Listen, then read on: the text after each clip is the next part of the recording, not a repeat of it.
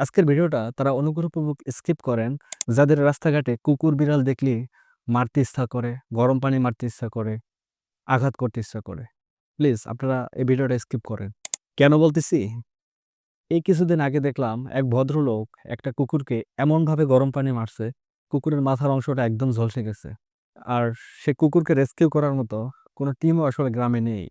অথচ উন্নত রাষ্ট্রগুলো দেখবেন কুকুর বিড়ালকে তারা কিভাবে লালন পালন করেন এবং কিভাবে যত্ন নেন, ভ্যাকসিনেটেড রাখেন। হয়তো তাদের মন মানসিকতার জন্যই তারা এত উন্নত।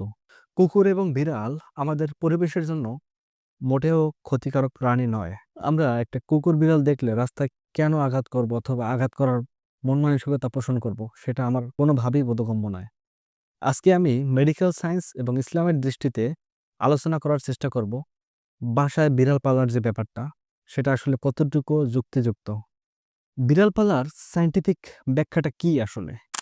বিড়াল আমাদের মেন্টাল হেলথ ঠিক রাখে। বিড়াল আমাদের স্ট্রেস এবং অ্যাংজাইটি কমায়। বিড়াল আদর করলে শরীরে এক প্রকার অক্সিটোসিন হরমোন রিলিজ হয়, যা আমাদের ভালো লাগা তৈরি করে। বিড়াল আমাদের ডিপ্রেশন কমায়। একাকিত্ব এবং হতাশা কাটানোর জন্য বিড়াল খুব ভালো সঙ্গী।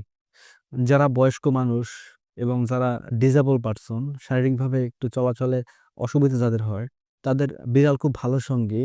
এবং বিড়ালকে ওইভাবে মেনটেন্যান্সও করতে হয় না। শুধু মানসিক স্বাস্থ্য নয়, বিড়াল শারীরিক স্বাস্থ্য উন্নয়নেও কাজ করে। বিড়ালের শরীর থেকে এক ধরনের গো গো সাউন্ড আসে, যেটাকে বলা হয় পিউরিং, যেটা আমাদের রক্তচাপকে ঠিক রাখতে সহযোগিতা করে। বিড়ালের কাছাকাছি থাকলে ছোটোখাটো অ্যালার্জেন আমাদের ইমিউন সিস্টেমের সাথে মানিয়ে নেয় এবং যে আমাদের যে অ্যালার্জির সমস্যা, সেটা অনেকটা প্রিভেন্ট করে। এবং শিশুদের ক্ষেত্রে এটি ভবিষ্যৎ অ্যালার্জেন প্রতিরোধে বেশ সহায়ক। তবে সতর্ক থাকতে হবে, বিড়ালে টক্সোপ্লাজমোসিস নামে একটা প্যারাসাইট থাকে। যদি আপনি সেটা ঠিকমতো পরিষ্কার না রাখেন, যদি সঠিকভাবে পরিচর্যা করেন এবং ভ্যাকসিনেট করেন, তাহলে কোনো সমস্যা হওয়ার কথা না। হাদিসে বর্ণিত আছে বিড়াল পবিত্র এবং তা থেকে উযু নষ্ট হয় না। তিরমিজি শরীফের আবু দাউদের ৭৫ নম্বর আয়াতে হাদিসে আছে বিড়াল অপবিত্র নয় এবং বিড়াল তোমাদের মধ্যেই ঘোরাফেরা করে। অর্থাৎ বাড়িতে বিড়াল পোষার ব্যাপারে ইসলাম দ্বিমত পোষণ করে না। রাসূলুল্লাহ সাল্লাল্লাহু আলাইহি সাল্লাম বিড়ালকে অত্যন্ত ভালোবাসতেন এবং পছন্দ করতেন।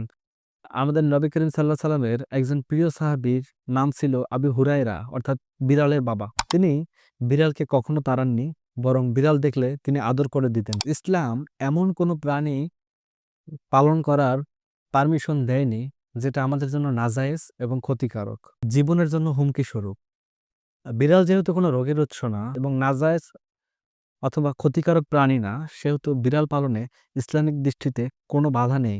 সুতরাং আপনি বাসায় বিড়াল পালেন আর নাই পালেন, কিন্তু আপনি রাস্তাঘাটে অথবা বাইরে কুকুর বিড়াল দেখলে কোনোভাবে সেটাকে আঘাত করার অধিকার আপনাকে ইসলামিক দৃষ্টিকোণ থেকে দেওয়া হয় নাই এবং মানবিক দৃষ্টিকোণ থেকেও তো না।